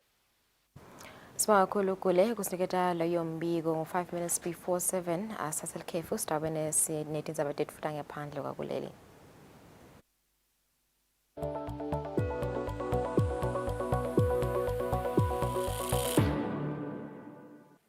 What are the early signs of hearing loss? Can it be cured? And what can you do to protect your hearing? Hello and welcome to Science in 5. I'm Vismita Gupta-Smith. We are talking to Dr. Shelly Chadha today. Welcome, Shelly. Let's get started with what are the early signs of hearing loss? Hi, Vismita. Well, perhaps one of the earliest indications that you could have a hearing loss is when you're not able to make out very clearly what people are saying in a noisy place, like a restaurant. If you go with friends and you have to keep asking them to repeat themselves because of the background noise and you can't make out clearly, then that is when you should suspect that you could have hearing loss. Also, if you have to frequently turn up the volume on your television or your radio or listening device that you are listening to music on, for example. Another indication is if people are telling you that you speak loudly, that could also be an indication that you're developing hearing loss. And finally, if you have a persistent ringing or buzzing sound in your ear, what is called tinnitus. Tinnitus could be one of the first indications that you have a hearing loss. So if you have any of these signs, it's important to take note of them and to get your hearing checked as soon as possible. You could also check your hearing yourself, do an initial check using WHO's free app, which is called Hear Who. So you can also use that app to do a first screening and see if you need to get a hearing test done. Shelley, can hearing loss be cured? Vismita, there are some causes of hearing loss that can be cured. For example, if you have wax obstructing your ear and making you feel a little blocked, or if you have an ear infection, or if the eardrum ruptures. These are things which can be treated by medicines or by surgery. But a lot of hearing loss cannot really be cured. What can be done is that people with hearing loss can communicate better through the use of devices like hearing aids and cochlear implants. What's important for these interventions to be effective is that they should be initiated at the earliest possible. And for that, it's important that we get our hearing checked regularly and we watch for those signs of hearing loss that I already mentioned earlier. So Shelley, talk to us about the steps we can take every day to protect our hearing. I'd like to start with what you should not do. So firstly, don't use anything, any Q-tips, cotton buds, pins, sticks to clean your ear. The ear is a self-cleaning organ. It doesn't need to be helped with these, and actually these can lead to infection, they can lead to obstruction, they can lead to rupture of the eardrum. What you should also not do is, if you have a ear problem, to use home remedies like putting oil into the ear. Also, don't share earplugs with others because that can transmit infection from one to the other. What you should do is to maintain the volume of your device. So if you're using headphones or earphones, make sure you keep the volume below 60% of the maximum. Whether you are using headphones or earphones for work or for pleasure, this is a common principle across the board. It's also important, if you're using it for listening to music, to limit the amount of time you spend on it and try to monitor your listening with the use of inbuilt apps which are available on your phones.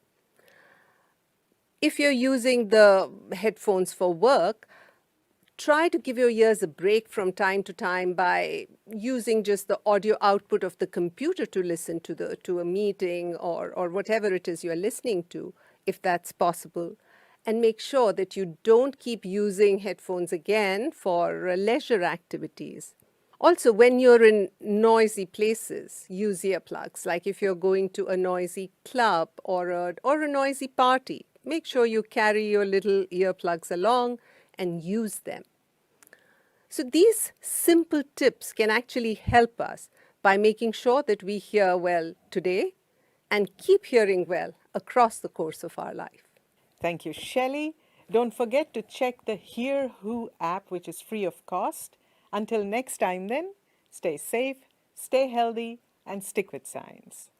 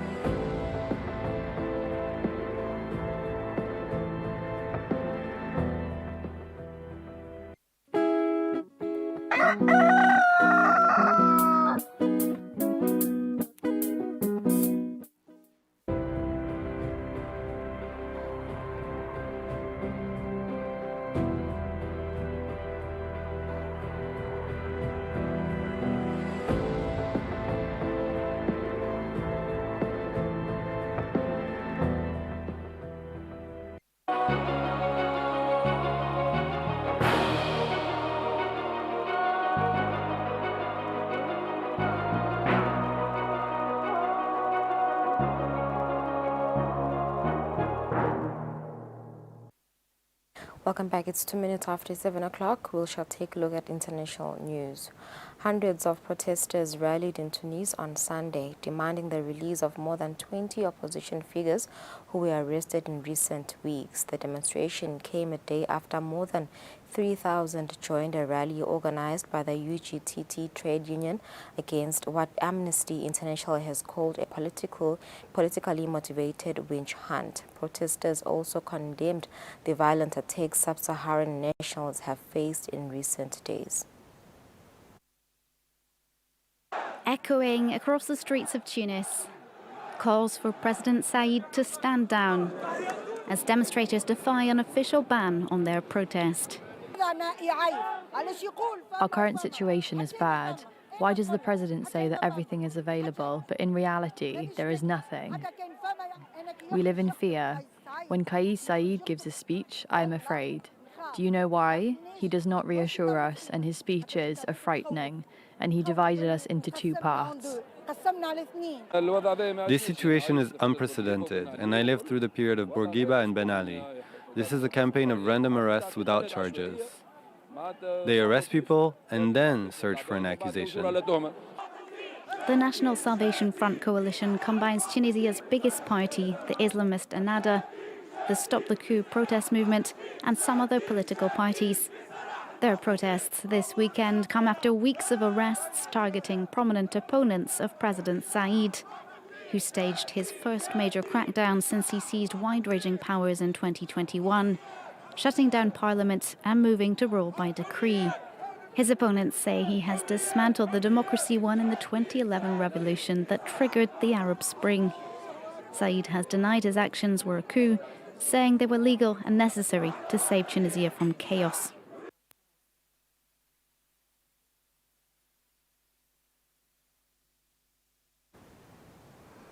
The station master implicated in Greece's deadliest rail crash, which killed at least 57 people, was charged and taken into custody on Sunday, hours after the Prime Minister asked for forgiveness for the disaster.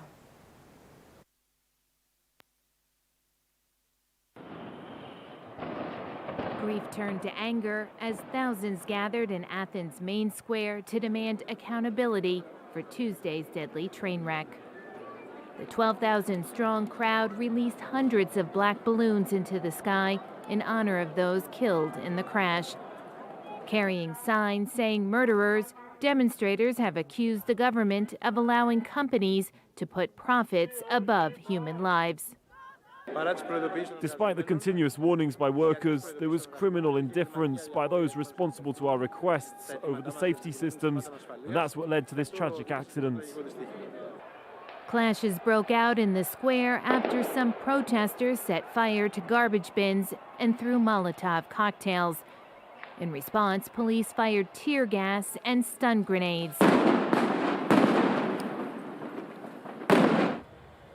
The government has blamed human error for the crash, while the Prime Minister has asked forgiveness from the victims' families. He's vowed Greece will soon reform its railway system. Members of the opposition have called for a thorough investigation. We have a duty, especially towards the victims, to explain to the public exactly what happened. Of course, we don't think this is the fault of any one individual. We think the government shares the responsibility. Meanwhile, the station master in Larissa has appeared in court. He admitted responsibility for the accident and has been charged with endangering lives and disrupting public transport. Prominent Cambodian opposition figure Kem Sokha was sentenced on Friday to 27 years of house arrest after being found guilty of treason in a case condemned by the United States as politically motivated. First arrested in 2017 for a so-called secret plan to overthrow Cambodia's government, Kem Sokha, the leader of the dissolved Cambodia National Rescue Party, has been sentenced for treason by the court of Phnom Penh. Placed under house arrest, Sokha is forbidden from seeing foreigners or anyone other than his family. His lawyer has slammed the verdict, calling it groundless. It is unjust. It doesn't follow the legal procedures. It isn't based on any law or principle. The verdict was summarised even though it has more than 100 pages.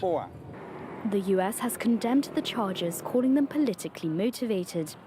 The multi-year process to silence Kem Sokha, based on a fabricated conspiracy, is a miscarriage of justice. We call on authorities to allow all Cambodians to enjoy their universal human rights of peaceful assembly and free expression, and to participate in building a truly democratic system. Hun Sen is one of the world's longest-serving autocrats and has been in power since 1985. Sokha's arrest is just another sign of the growing repression in the country as Cambodia's government attempts to limit opposition ahead of this year's elections. It shows that Cambodian democracy is essentially dead at this point. He has been convicted for campaigning for democratic change and giving speeches overseas talking about democratic change. That is what is democracy about. The ruling bans Kem Sokha from any political activity, including voting in July's elections. China is slamming a decision by the Biden administration to approve a $619 million potential arms sale to Taiwan that includes hundreds of missiles for F-16 fighter jets. Tensions are high between Washington and Beijing amid Western fears that Beijing may supply weapons to help Russia win its war in Ukraine. Taiwanese F-16 fighter jets will receive hundreds of missiles and related equipment under a proposed $619 million arms sales that Congress was notified of by the Biden administration this week. The move is a violation of Chinese sovereignty, said Foreign Ministry spokesperson Mao Ning. The U.S. claims to respect territorial sovereignty, but it has walked on the edge, pushed the envelope, and violated its commitment to the Taiwan issue, and even sold advanced weapons to China's Taiwan region. Foreign military sales are usually state to state, but the administration says the proposal, likely to pass Congress with bipartisan support, is consistent with the Taiwan Relations Act. The law allows Washington to sell weapons to Taiwan to maintain a sufficient self-defense against China. Beijing considers the self-governing island a breakaway province. Taipei's representative in the U.S. says they appreciate U.S. commitment to strengthening Taiwan's self-defense. The trade lobby group U.S.-Taiwan Business Council says that the administration is trying to build munition stocks in case of a Chinese blockade of the island. Taiwan has to be supplied through the air or the sea, and if the PLA is disrupting access through the air and the sea, it's problematic to provide munitions. So we have to pre-position as much as we possibly can on the island. The administration denies that the sale will put further strain on the U.S. defense industry, which is struggling to supply munitions to Ukraine as it defends itself against Russia's aggression. Arms sales is a whole different process and methodology than what we're doing for Ukraine, which is largely through presidential drawdown authority, where you're basically taking stuff that are already on your shelves and providing it to Ukraine directly. So it's a completely different process, different system altogether. The proposed sale further inflames heightened tensions with Beijing amid Western fears that China is considering providing weapons to help Russia's war in Ukraine and the growing ties between Moscow and Beijing. Earlier this week, China rolled out the red carpet for Belarusian President Alexander Lukashenko, a close Russian ally. Might China try to send some type of armament to Belarus?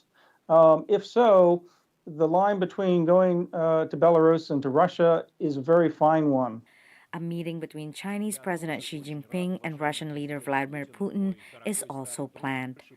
Patsy Widakuswara, VOA News at the White House. A U.S. jury on Thursday found lawyer Alex Murdaugh guilty of murdering his wife and son on their hunting estate. The downfall of Alex Murdaugh, once one of South Carolina's most powerful men, now facing decades in prison for murdering his family.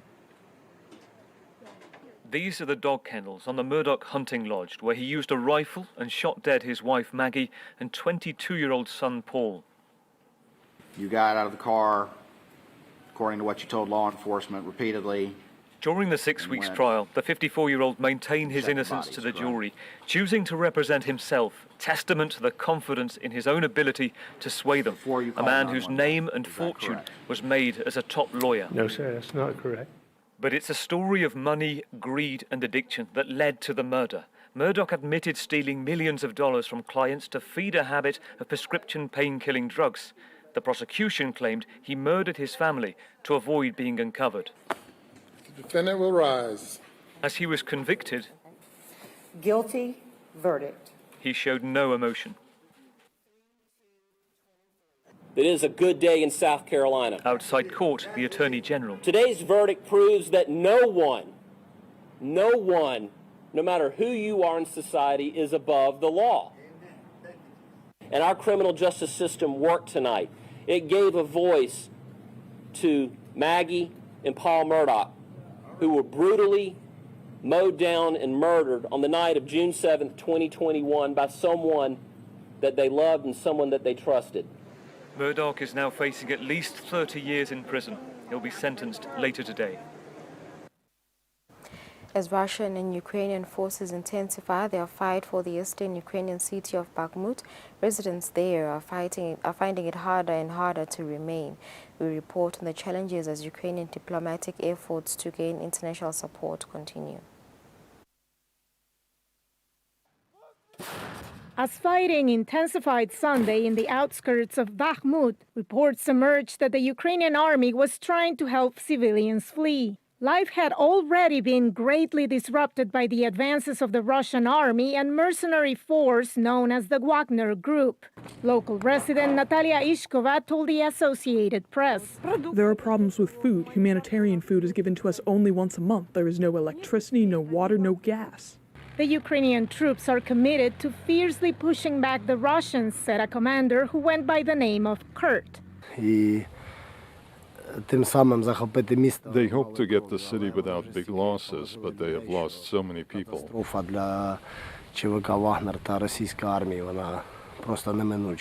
On Saturday, a Russian Defense Ministry spokesman, Igor Konashenkov, said Moscow's forces had destroyed several Ukrainian infantry vehicles and killed soldiers in the Donetsk region. During the ongoing active operations of the units of the southern group of troops, airstrikes and artillery fire, up to 490 Ukrainian servicemen were killed and wounded per day. VOA was not able to independently verify this claim.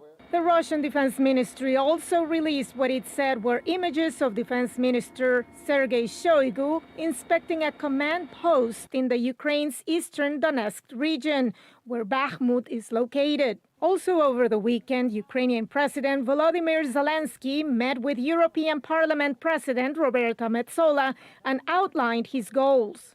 The task is to prepare everything as actively as possible for our country's membership in the European Union, to increase the supply of weapons to Ukraine, and to strengthen sanctions against Russia. Metsola called for the creation of a special tribunal to investigate war crimes. We will meet with the United Nations personnel. We need to make sure that we have the mechanisms, first of all, to collect the evidence, but then to prosecute them. The UN documented summary executions that may constitute war crimes in the Bucha area. Over the weekend, a memorial was held there for 8 Ukrainian men who attempted to block the Russian advances a year ago, but who, according to Ukrainian authorities, were captured and killed. Veronica Valderas Iglesias, VOA News, Washington. The village of Khartoum in the Sumy region of Ukraine was one of the first places Russian forces occupied after they invaded the country on February 24, 2022. Locals remember watching Russian forces and tanks enter the village on their way to Kyiv. On February 24, 2022, at 9:35 in the morning, Russian tanks entered the village of Khartoum in the Sumy region. I woke up in the morning, made my way to the center of Khartoum, and already there are Russian tanks and heavy machinery moving along our streets, heading toward Kyiv. Mykola Taryanik is chairman of the Khartoum Township Council. 11 out of the 14 villages that make up the township are on Russia's border. VOA spoke with him before the invasion when things were calm. But today, he says Russian shelling is a way of life. The village of Kindrativka was shelled an hour ago, 2 direct hits. There was this one old lady. She said she just sat down to eat when there was a hit. She comes into the bedroom and sees that one wall is missing. Taranik says there are no military targets in Khatin. Russian forces are shelling civilian infrastructure. The schools have been severely damaged, and so has the kindergarten. The hospital was hit directly and has burned down, and we had just finished restoring and renovating it. Some 100 men from the Khatin township are fighting on the front lines. To help them, the township allotted about $270,000 in funds. In February 2022, VOA also talked with Sumy resident Andriy Bukin, who had hoped there would be no war, but was ready to fight if the need arose. He has been fighting in the National Guard since then. In the first days of the war, a huge number of people were evacuating their families, but an equally large number of people took weapons in their hands and have been protecting their motherland ever since. Some here in the Sumy region, some in the Donbass region. Bukin also tried to evacuate his family when the war started. We ended up in Ternopil. From there, my family continued farther west, and I turned around and headed back to Kyiv. There are few here who hold out hope that the war will end soon. Yet, Sumy residents, who were among the first to see Russians invade, are determined to see them leave as well. For Alena Adamenko in the Sumy region, Ukraine, NRI's VOA. Two competing events have put on display a cleaving of American conservatives ahead of next year's presidential election. While Donald Trump and the former president's only announced primary challenger, his former ambassador to the United Nations, Nikki Haley, took to the stage of the high-profile Conservative Political Action Conference near Washington. Others attended a closed-door retreat in Florida hosted by the Club for Growth. Former President Donald Trump returned to familiar and very friendly turf on Saturday night in the ballroom of CPAC's annual gathering, whose attendees gave him 62% support in a straw poll for next year's Republican Party primary. In 2016, I declared, I am your voice. Today I add, I am your warrior, I am your justice. And for those who have been wronged and betrayed, I am your retribution. I am your retribution. The only significant declared challenger to Trump, also speaking at CPAC, was his former ambassador to the United Nations, Nikki Haley. I'm here to ask for your vote, but I want something else even more. I want us to inspire our country again.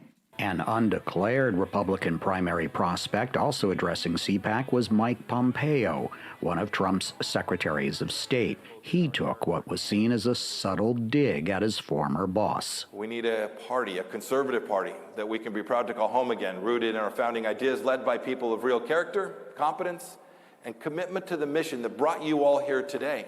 Haley also spoke at the rival Florida event, hosted by the conservative taxes and economy-focused group Club for Growth. That event took place behind closed doors. The most anticipated speech at the Club for Growth gathering, to which Trump was not invited, came from Florida Governor Ron DeSantis. He is seen as the biggest potential threat to Trump's quest to again win his party's nomination for president. In Saturday's CPAC straw poll, DeSantis captured 20% of the vote, indicating he has an uphill battle to dethrone Trump, especially among the former president's most loyal supporters. Steve Herman, VOA News, Washington. Former President George W. Bush recently urged Washington lawmakers to reauthorize the president's emergency plan for AIDS relief, an initiative he launched 2 decades ago against one of the deadliest diseases at the time. Tonight, I propose the emergency plan for AIDS relief. It was 20 years ago when former President George W. Bush made a plea before Congress at his State of the Union address. I ask the Congress to commit $15 billion over the next 5 years, including nearly $10 billion in new money, to turn the tide against AIDS in the most afflicted nations of Africa and the Caribbean. Fast forward to today, Bush, who came to Washington to mark his planned 20-year anniversary, says the program to provide life-saving treatment to millions of people living with HIV and AIDS was a success. The president's emergency plan for AIDS relief, or PEPFAR, is due for reauthorization this year. This program needs to be funded. And for the skeptics, all I ask is look at the results. And if the results don't impress you, then nothing will impress you. The success of PEPFAR boils down to the numbers, says David Kramer, executive director of the Bush Institute. Over 25 million lives have been saved as a result of President Bush's PEPFAR initiative. And it was a vision that he had to step in and help people who were in real need of help. He felt the United States was in a position to do so. Since the legislation was signed into law in May 2003, PEPFAR has benefited from bipartisan support in Congress, even though its abstinence programs, a requirement later removed, had drawn criticism. Former President Donald Trump proposed to reduce PEPFAR's funds during his term, but was unsuccessful. Winnie Byanyima, executive director of the Joint United Nations Program on HIV/AIDS, or UNAIDS, recognizes PEPFAR's impact. When he announced PEPFAR 20 years ago, our people were dying. Our countries were devastated. There was fear, there was pain, there was suffering. So we come here to honor President Bush, the American government, the American taxpayers, for $100 billion that has been put in this program. She also says it was partnerships that formed between PEPFAR, the Global Fund, UNAIDS, civil societies, and governments that helped to turn the tide. Thank you for your compassion. Former President of Tanzania, Jakaya Kikwete, who joined Bush at the event, recalls getting tested publicly to encourage others who were afraid to do the same. So the best thing is for my wife and I to lead by example. And we should not do it under the tent where nobody sees it. Of course, my veins were easy, but my wife had some problem. They pre-course several times before they could get the... I was very sorry for her. But you said that's the price of leadership. With a target of ending AIDS by 2030, stopping new infections is a must, especially given 2021 data, says Byanyima. Sadly, we had 1.5 million new infections worldwide, most of these in sub-Saharan Africa. We had 650,000 people who died in 2021 of AIDS-related illnesses. Not one of those new infections and deaths had to happen, she said. Mariama Diallo, VOA News, Washington. A week after dozens of migrants died when their boat capsized a few hundred meters off the Italian coast, humanitarian ships are grappling with a new code of conduct for rescues at sea. Giorgia Meloni's far-right government in January forbade NGOs from carrying out simultaneous rescues at sea, even though ships are legally obliged to provide help during emergencies. A few final preparations before setting off. This humanitarian team is about to leave for the central part of the Mediterranean. We're aboard the Ocean Viking, a ship chartered by the NGO SOS Méditerranée to provide assistance to migrant boats fleeing Africa in the hope of reaching Europe. During our missions, we see boats that are not in condition to take on such a journey. When we find them, some of them have run out of fuel or are lost at sea. This time, the ship will be forced to respect the new law, recently passed by the Italian government, concerning sea rescue operations. It is now forbidden to carry out multiple rescues, even if this NGO has the capacity to save several migrant boats that are at risk of sinking.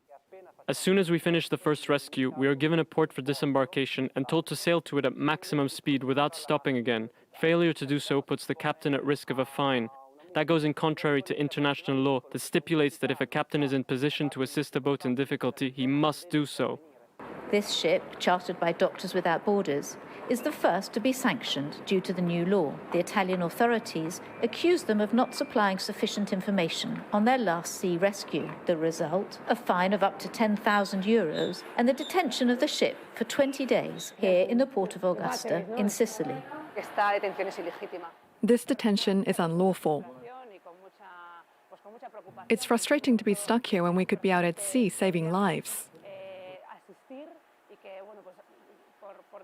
There is a deliberate policy to keep the humanitarian ships far from the rescue area. Whilst they wait for the restriction period to end, the team is preparing the equipment for the next mission on what is the world's most deadly migrant route. Over the last 10 years, nearly 25,000 people have perished trying to cross the Mediterranean. It's 28 minutes after 7. We've come to the end of our international news. After the break, we will have our weekend police report.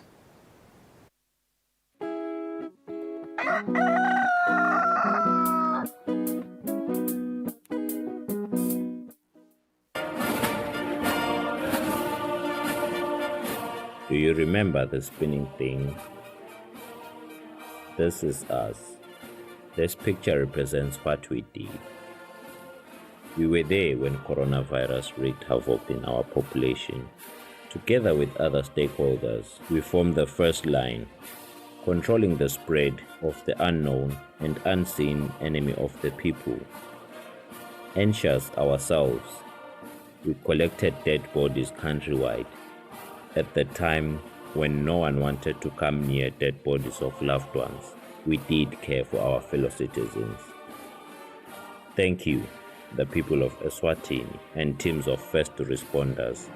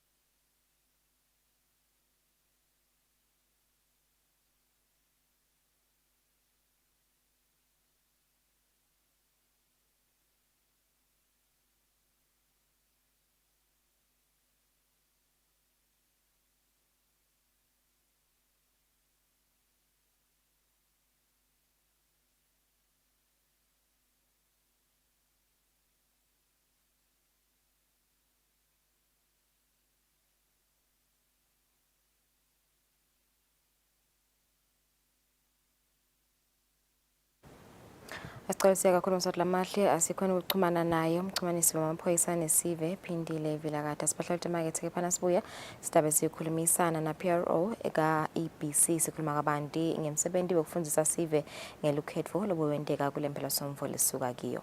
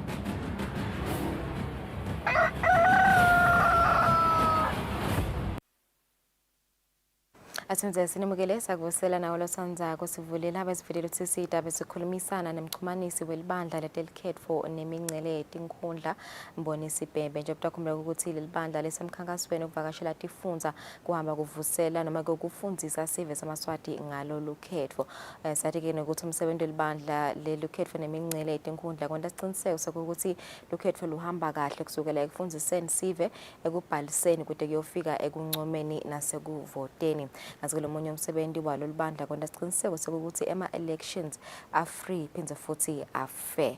Sesivele sinaye lapha PRO Mbonisi Bhembe Kotosi ichazela kabantu ukuthi vele lona msebenzi ubaluleke kanganani ukuthi sive sifundziswe ngaphambi kokuthi kubanjwe lona lukhetfo. Sibabonile sola bavakashela tinkhundla noma ke tifundza letehlukene lapha eSwatini. Sekuvusele Baba Bhembe siyabonga ukuthi ube nathi lo mhla ekseni kaze sagcina.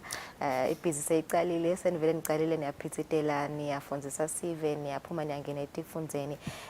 Kumbe kuva nje Baba Bhembe ukuthi vele yi-process lena lebaluleke kanganani noma exercise lebaluleke kanganani lokuthi vele niyende nende siqiniseko sokuthi sive siyade ukuthi lukhetfo lungani. Yaw, sivusele wena Mthombeni, sivusele nemaswati lasilalele nalasibukele bomabona kutse. Lo msebenzi lona umcoka kakhulu empilweni yelukhetfo lapha eSwatini. Siyaye siufananise ke umsebenzi walolibandla lelibuka indzaba telukhetfo nemincele njengembelekisi lapho khona kufanele ukuthi umbelekisi ende isiqinisekiso ukuthi make nemvana baphuma baphilile. Kulesi sigaba ke sibuke wona emaswati ukuthi kutawuba ngibo bomake bese ukuthi lamalunga lesiwakhethako ubuqopho lunga leParliament kanye nendvuna yenkundla kutawuba ngibona abantwana bawo emaswati latawukhona kubathuma. Kunengi ke msakati lesekuke kwavela le kutindzaba libandla ngaphatheki kahle ngalo ikakhulu lapho khona uva ukuthi kukhona abamvula basolo bangaconzi ukuthi ungabe lona libandla lelibuka indzaba telukhetfo luyini. Yafisa ke libandla ukuthi livete kube sobala ukuthi leli libandla lelitimele lelenda nje cwaba bawo umsebenzi wekukhetha. Labaningi baye bafise lokuthi ungathi lo mbelekisi angachubeka abanake labantwana ngenhlanhla lembi kude umbelekisi lo yaye bese sokuyachubeka kunaka umfana ukuthi udla kahle uyaya esikolweni wenda konke. Siyaye bese sesikholwa ukuthi emaswati njengabo bomake bawo lamalunga latabakhethiwe batawusinakela bona ngekubanika tinhlelo nawo emasu ukuthi batawuchubeka kanjani basasebenta ikakhulu ngoba basebentela wona emaswati. Kungalokho ke libandla lithi daya lisukume likuvete lokhu kutowuletha nelethemba kuyokuthi nembala siwenda lo msebenzi silandzela imigomo lethuthukile lokuthi ndawuthi si professional asikhethi bala asikhethi ukuthi ungabe bani simo sakhe emangweni social status simenjani wonke umuntu lofanele ukuthi abhalise siyakhona kumbhalisa wonke umuntu abe nelithuba lelilingene lokuthi anganconywa akhethwe ngaphandle ke kwalaba labangasuwe emaswati leke fasadi ukuthi umthethosisekelo ubavumele ukuthi bangaba ingcenye yelikhetho ngoba nabo intuthuko yalapha eSwatini iyabatsinza kanzi nemthethosisekelo uthi wonke umuntu akafaka esandla ekuphatheni kwalelive.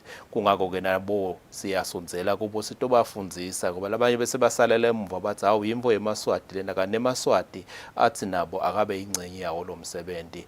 Nemaswati ke lamanye bese sekathi siyasola laba lasebanetinwele letinjena nibafakelene elikhethweni bese sesiyacondzisa ukuthi nembala kusho umthethosisekelo njengoba libandla liholwa yimithetho hayi kuphela imithetho yalapha eSwatini kodwa nemithetho yasesifundza katini sendasi neAfrika kungaba live kati leAfrika nemhlaba wonke jikelele yonke imithetho siyayifunza sibuke lo ukuthi ungabe lukhetho lwethu lona silwenda lilandzela tonke letimiso talo lukhetho lolukhulekile yini kude ukuthi emaswati atawujabula nakenda lukhetho lwawo.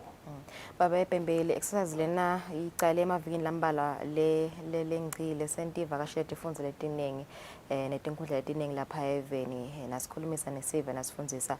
Ngifuna ukuva nje ukuthi ngavele mhlambe tikhalotini labativetile noma mhlambe imibono timvu labafisa ukuthi ibona nje likhetfeni leminyaka wa 2023 nekuthi nitababambisa kanjani nidakhona imvelo ukuthi vele nifeze leto tifiso tabo.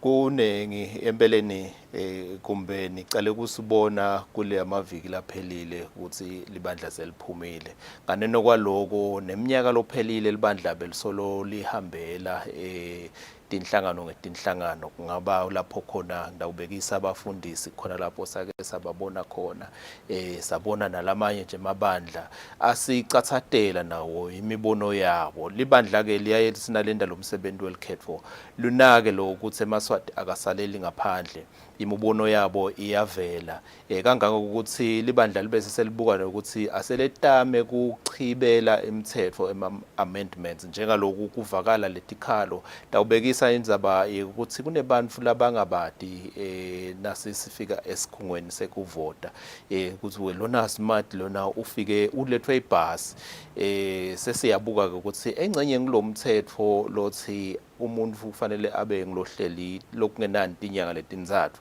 bekusikhathi lesifishane njengekukhala kwawo Maswati sibese sesiyayithatha ke leto chibelo leto ukuthi ke letinye letfaka ekhathi ukuthi sitawubekisa nama election observers ethu akakuveta lokho lokuthi lendzaba yekuthi sitawuthi nasisicitsile kuvota bese siyawathatha emavoti ayobalelwa kulenye indzawo nobe ndzawonye kungaba sesigabeni selukhetho lwekucala primary election kungaba sigaba selukhetho lwesibili secondary election lapho khona sathi vele ukuthi onke lamavoti kusukela kuto tonke lama polling stations siyaye bese siyawathatha siba nendzawo yinye enkundleni lapho siwachitha khona phansi siwahlanganise babe nekusola ukuthi kungenteka lapho kube nengodi nithi nsenewela sigodi ukhanze ukuthi sekuwalelinye libhokisi sekungena lelinye sekonakala lukhetho bancoma ukuthi akube khona lokuthi kubalelwe lapho bekukhethwa khona tincomo ke leti lesitishicilele leti tawungena eParliament siyahlephulelana ke nawe eMaswati lokhu sisahamba sisafundzisana ukuthi sinato tincomo leti njengaleti naleti sithathe nemibono yabo ngoba labanye banawo imibono ngaleso sikhathi labanye ke bathi ke awubasatawuhlala phansi bayimunyunge lendzaba batawuse bachumana nelunga leParliament ngoba indzaba leti letha udzingidwa eParliament batase bayamphathisa ke ilunga leParliament sebayabona ukuthi umthetho wabo ugcina ulunga unjani libandla liyathembisa ukuthi litawuphindze liphume uma sekukhona tichibelo letikhona emithethweni kude ukuthi eMaswati atawuwadi lokuthi sekuhanjwa kanjani elikhethweni libandla lifuna ukuthi lo msebenzi welikhetho ube ngilosebaleni wathi wonke umuntu athi nje ukuthi lo sesile kulesigaba lesi seyini yalo lenye lesibhekile ukuthi tawulandzela uma ngabe sekungasendeki ngalendlela leside kufanele kwendeke ngayo kusho ukuthi sekukhona ke lapho inkhohlakalo eMaswati anelungelo ukuthi angabe aphakamisa ligatsa yasigcoba ukuthi nathi sitawuvutsa emehlo siyohlola ukuthi sekwendekeni nenombolo yamahala ke solo ikhona lapho khona eMaswati angalitsinza khona libandla ku411 toll free number lapho khona siyawakhuthata eMaswati ukuthi akasonzele lona ngomsebenzi wawo kude omnye umuntu lesingakhona ukuthi siusebenzele nawo ngaphandle kwawo. Okay. Babe Bhembe uthinza indzaba ukuthi libandla lifuna ukuthi lelikhetho lalonyaka konke kube sebaleni.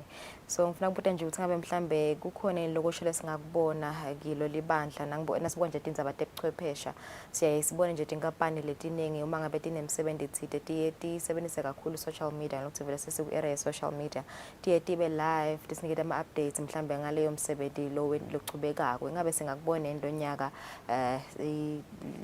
libandla la ABC lizivete ama updates ukuthi mhlambe ngondleni lethide sekuvotele abantu labangakhi sekwendekeni kwendekani bala sekambe kanganani kakhulu nje interaction ku social media nabamfisi tayibona nivile this year uteka yona libandla lithite alitsinzane naboza kwabo ikakhulu kule tebuchwephesha kude ukuthi sitawubukisana ukuthi indlela yini lesingayisebenzisa ikhokhene tender ke libandla ukuthi labo labafuna nobe labanemicondvo longasita eMaswati nobe longasita libandla ekwendeni ukuthi lendlela yokukhetha ibe ngilethuthukile batawusonzela ke nabo basho ukuthi bangalisita njani libandla nganeno kwaloko libandla belifisile ukuthi le result center siyakhe lapha eSwatini lapho khona sitawubona nasekuseni nakusavulwa titeshi ukuthi setivuliwe tonke ngalensimbi yesikhombisa uma ngabe kutawuvulwa ngensimbi yesikhombisa sitibone netiteshi tisachubeka kusebenta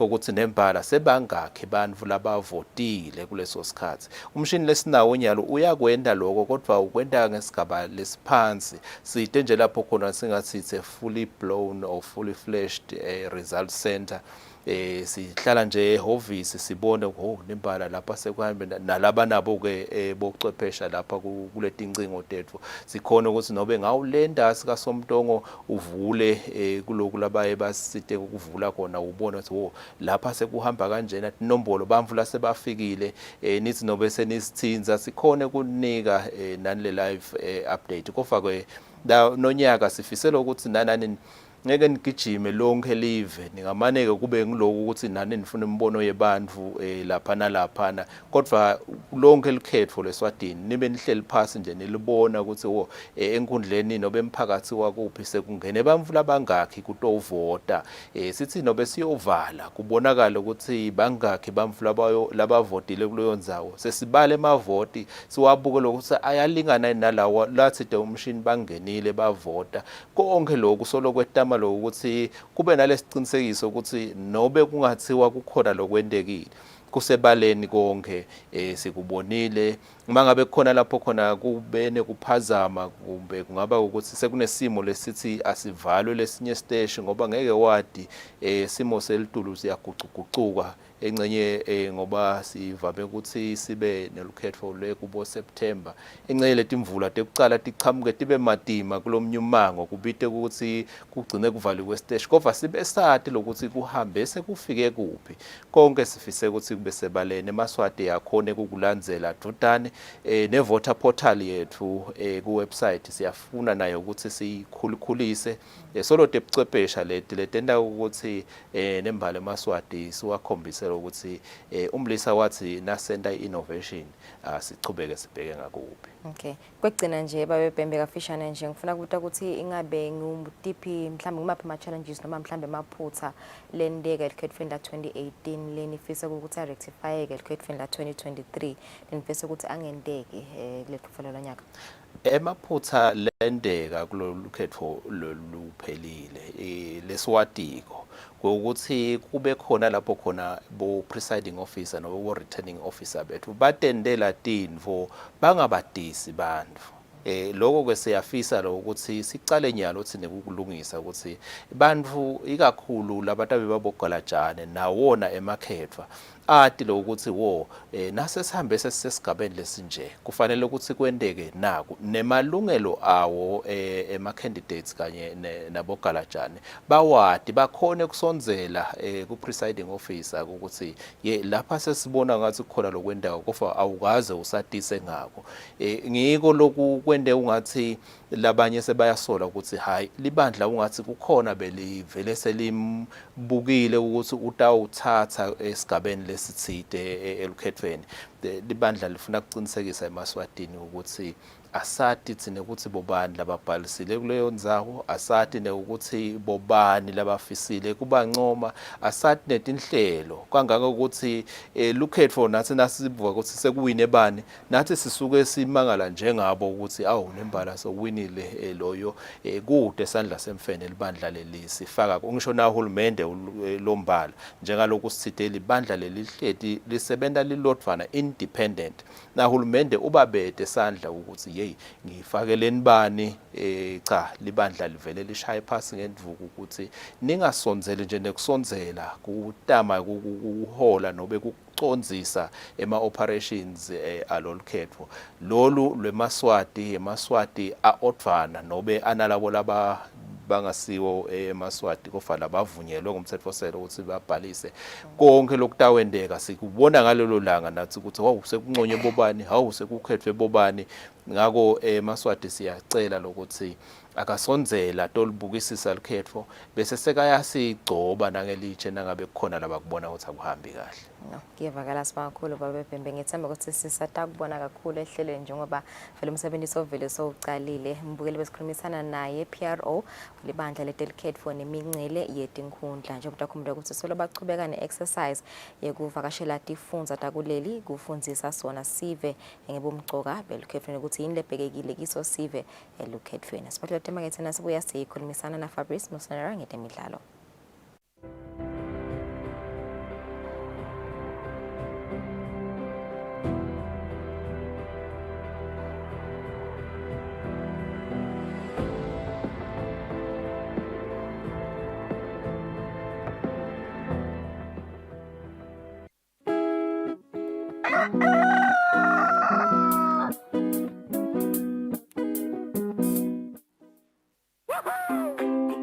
Pay your TV license quickly and easily with MTN Momo. Simply dial *007 *3# and select option 8 for TV license. Enter your national ID number as your reference and the amount you wish to pay. Then enter your PIN to confirm your payment. Once your payment has been made, you'll receive a confirmation SMS of your payment. If you're a first-time payer, you get another SMS for your TV license. So legalize your entertainment from the comfort of your home. Pay your TV license the easy and convenient way with MTN Momo. Everywhere you go, MTN.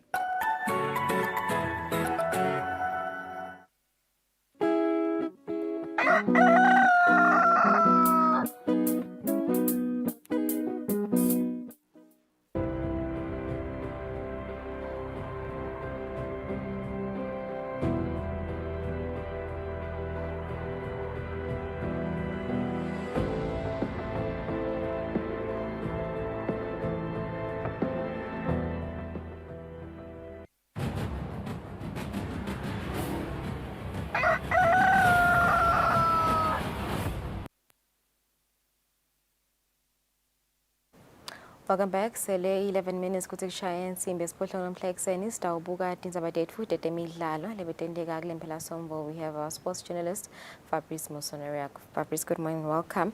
Sakumele ukuthi bekune Premier League this weekend. Kumi nje kusiniketa nje just i-breakdown yema results alama games.